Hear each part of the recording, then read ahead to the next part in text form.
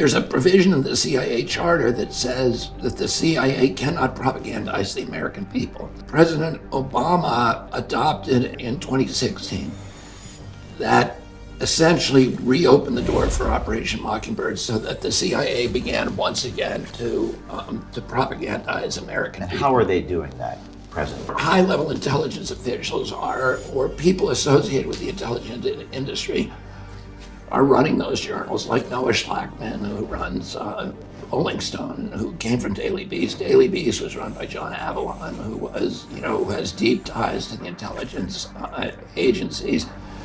But even journals like Smithsonian and National Geographic, Nature, the Washington Post, the New York Times appear to be compromised by the CIA. We know from the Twitter files that both the FBI and CIA were operating portals within the Twitter and Facebook that allowed them to manipulate information and to deplatform people and to silence certain people that they didn't like in the social media. Operation Mockingbird was an operation to compromise American journalists. There were some 400 editors, journalists from all the largest publications. The New York Times had been compromised.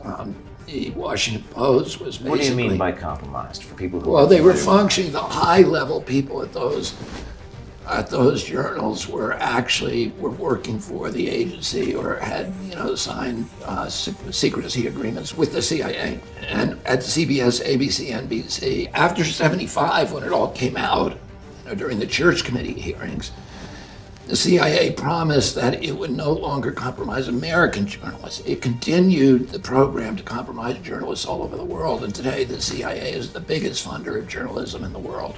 And how about present day? They fund it through USAID.